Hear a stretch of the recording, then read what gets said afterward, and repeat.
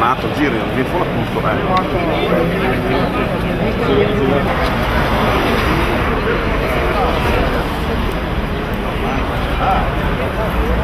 Vengo su un po' in fianco, vengo avanti a fare vedere le bandiere in consorzio. Grandi problemi di assetto idrogeologico, grandi alluvioni, ma non si prevedono stanziamenti, non si prevedono lavori per la razionalizzazione del regime delle acque.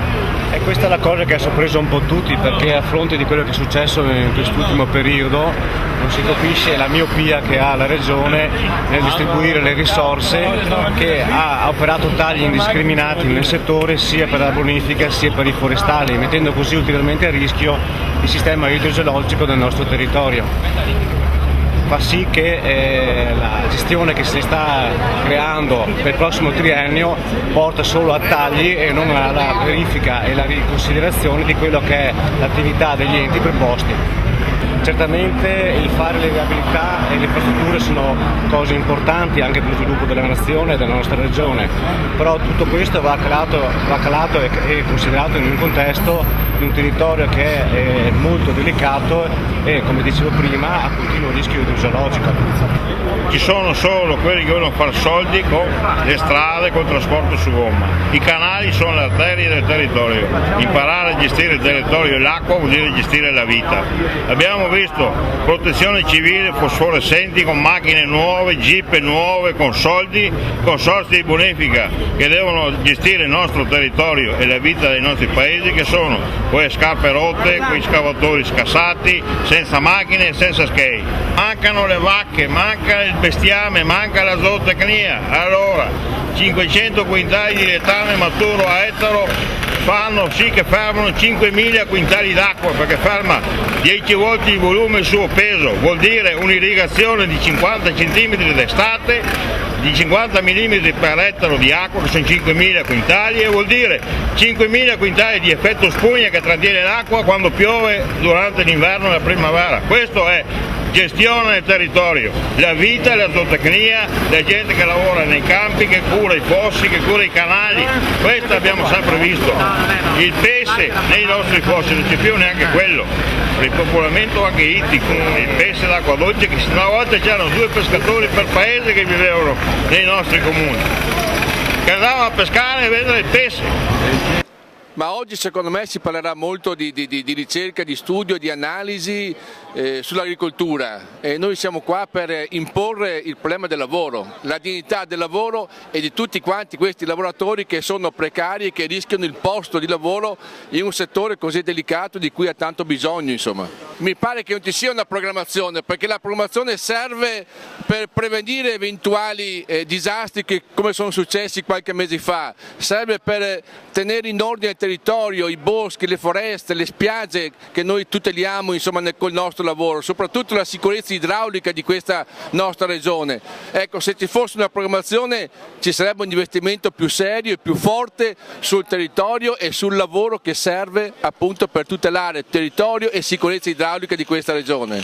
Non bisogna continuare a potenziare con le infrastrutture e soprattutto con il cemento in questa regione, perché poi le conseguenze le vediamo e la natura ovviamente si riprende quando quello che gli è stato tolto, per cui noi dobbiamo lavorare con più sinergia, con più forza e con più anche professionalità su un settore, appunto questo dell'agricoltura, delle comunità montane, delle foreste, dei consorzi di bonifica, degli allevatori, che servono a mantenere compatto il territorio sul quale noi viviamo.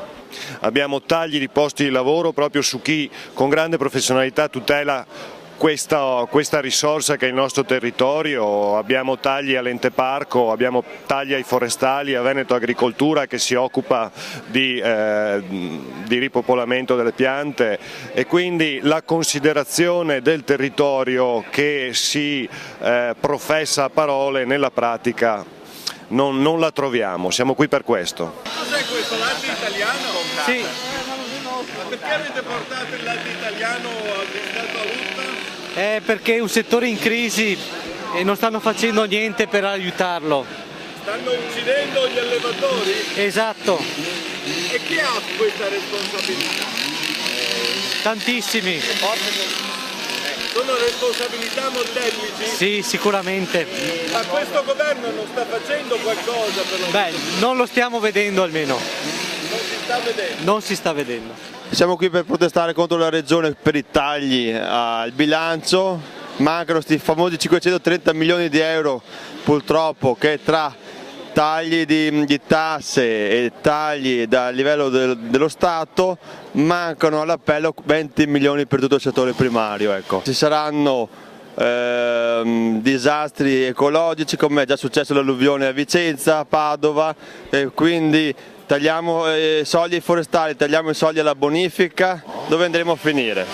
Questo è l'input che vogliamo dare ai nostri bravi governanti che sono qui oggi riuniti in un'assemblea di tutto il settore primario e l'agricoltura, e siamo qui appunto per protestare per tutti questi tagli. Ecco. Non c'è senso del bene comune?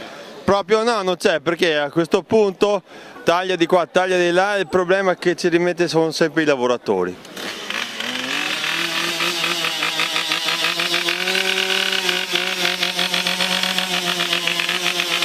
Camillo Rigato, dipendente della Regione Veneto, precario da 25 anni. Lo slogan del Presidente della Giunta è dare lavoro ai 130.000 disoccupati nel Veneto. Bene, lodevole l'iniziativa, ma per i suoi 650 dipendenti forestali che intende farne? Da cittadini di serie B intende passarli ai cittadini di serie C, disoccupati, quindi senza ammortizzatori sociali, quindi disagiati sociali. Noi chiediamo che sia ora di finirla, di darci una regola, e che le spese, i tagli che stanno facendo, li stanno facendo sulle nostre spalle. È ora di dire basta, che comincino a tagliare, a non finanziare le feste per i cacciatori con 280.000 euro, non finanziare la sartoria vaticana per la visita del Papa con 240.000 euro. A noi non interessa che il sarto segua il Papa, noi interessa lavorare e mantenere le nostre famiglie, e tanti altri sprechi, dalle auto blu ai privilegi e le alte paghe che hanno per lasciare i banchi vuoti spesso e volentieri. E quello che noi notiamo da 25 anni a sta parte è un leggero e progressivo riduzione di lavori in amministrazione diretta dalla parte della Regione. E questo perché? Perché poi si va in appalto. L'esempio evidente è la manutenzione dei giardini dei palazzi regionali a Venezia. Si facevano in amministrazione diretta con una spesa di 100-120 mila euro, adesso costano il doppio, forse anche il triplo, ed è così che fanno i tagli, è così che risparmiano i soldi per la collettività, per aiutare i meno abbienti. È questo che noi vogliamo sapere dai nostri signori che paghiamo noi.